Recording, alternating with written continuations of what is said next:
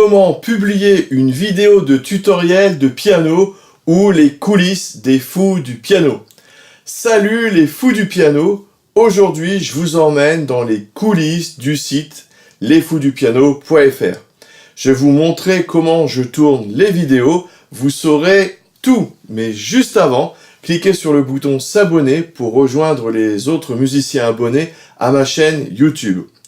Vous verrez qu'il ne suffit pas d'allumer une caméra ou un smartphone et vous risquez d'avoir quelques surprises.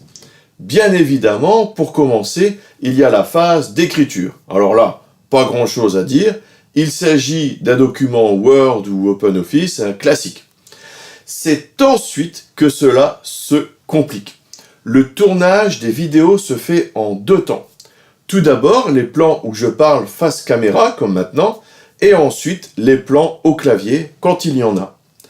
Je vous fais rentrer dans mon Ch'ti Studio, il s'agit de mon mini studio d'enregistrement et vidéo. Alors pourquoi ce nom?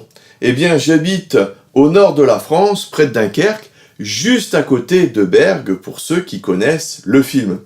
Mais pour info, ce n'est pas tout à fait dans la zone où on parle ch'ti, j'ai juste choisi ce nom par rapport à la taille du studio. Le studio ch'ti, mais costaud. Pour les plans face caméra, j'utilise un fond vert. Et oui, le studio que vous voyez derrière moi est complètement virtuel, comme vous vous en doutez. Comme le son des caméras grand public est en général pourri, j'enregistre en même temps ma voix avec un micro de meilleure qualité. Le son est donc enregistré à part, puisqu'il est branché sur l'ordinateur que j'utilise pour les enregistrements de studio. Et tout cela pour avoir la meilleure qualité possible. La caméra est bien entendu placée sur un pied et je débite mon texte de temps en temps avec un prompteur.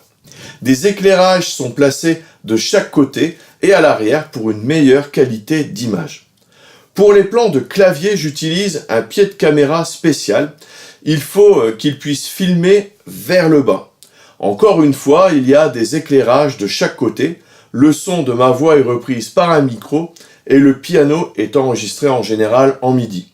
Je déteste le son des caméras qui enregistrent directement le piano. Alors, sans entrer dans les détails, c'est un instrument qui émet dans une large bande de fréquences et il faut du bon matériel pour le reproduire correctement. Malheureusement, sur YouTube, vous avez plein de tutoriels réalisés uniquement avec une caméra bon marché ou même un smartphone. Et la qualité s'en ressent. Bref, j'enregistre le son du piano en MIDI. En fait, c'est pas vraiment le son, ce sont les informations MIDI. Ce qui me permet éventuellement d'affecter différentes sonorités de piano.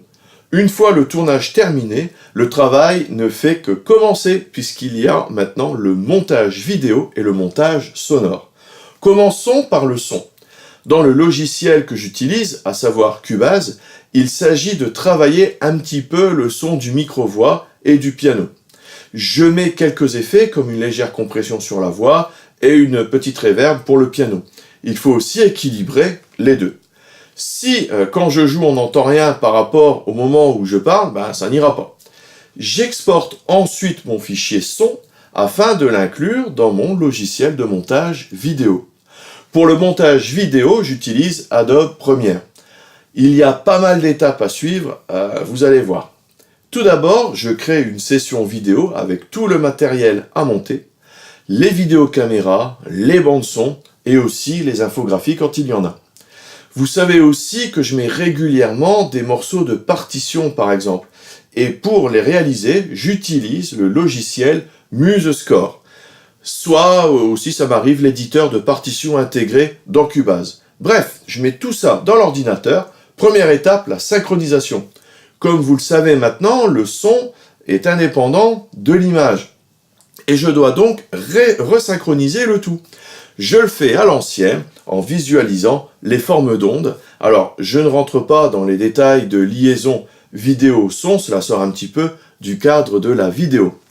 Une fois toutes les synchronisations faites, il faut passer à la seconde étape, le keying, c'est-à-dire enlever le fond vert derrière moi et incruster à la place ce que je veux. Pour ce faire, j'utilise le logiciel Adobe After Effects. Je pourrais rester dans Premiere, mais la qualité du détourage est meilleure à mon goût en utilisant ce logiciel. Et là, ça devient assez technique. Il y a pas mal de réglages vidéo plus ou moins complexes. Et à la fin, j'obtiens un fichier vidéo que je peux réintroduire dans le logiciel de montage Premiere. Et donc, je passe de ça à ça. Pareil pour le son. Passons au micro caméra. Voilà, nous sommes sur le micro intégré à la caméra. La qualité n'est pas top, mais c'est encore plus mauvais quand on enregistre le son d'un piano. Et je reviens maintenant sur ma piste de micro de studio. Et maintenant, troisième étape du montage, eh bien le montage. Et oui, jusqu'à présent, ce n'était pas vraiment du montage, mais uniquement des préparatifs. C'est là qu'on fait les découpes. C'est là aussi qu'on enlève les mauvaises prises, qu'on incruste les titres, bref, toute la mise en forme. Et j'exporte la vidéo pour enfin pouvoir la publier. Et là, vous pensez peut-être que c'est terminé. Eh bien non, détrompez-vous. Une fois que la vidéo est terminée et uploadée sur YouTube ou ailleurs, il faut encore faire l'infographie de la vignette. Et pour cela, j'utilise Adobe Photoshop, comme beaucoup d'ailleurs, c'est un classique. Encore une fois, du détourage, mais photo cette fois-ci, placement du fond, des illustrations, des titres, etc. Et là, on arrive tout doucement au bout, mais il reste quelques petites étapes, comme inclure les fiches et les écrans de fin sur YouTube, quand je suis sur YouTube, publier l'article texte sur le site lesfoudupiano.fr, inclure les images dans le site, vous écrire un petit email pour vous indiquer qu'un nouvel article ou une nouvelle vidéo vient de sortir, ça c'est pour les abonnés au site lesfoudupiano.fr, et passer l'info aussi dans les réseaux sociaux. Et là, c'est bon, on arrive enfin au bout.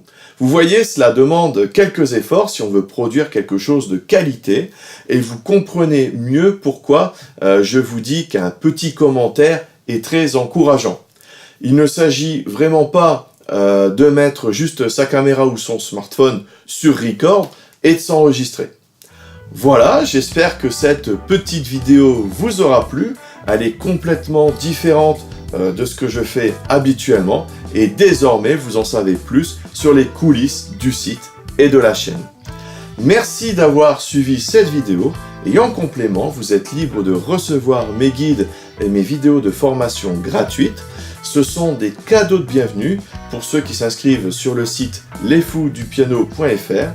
Vous y apprendrez comment jouer du piano grâce aux accords, toute la théorie des accords, comment enrichir votre jeu et 10 façons différentes de jouer un même morceau suivant votre niveau.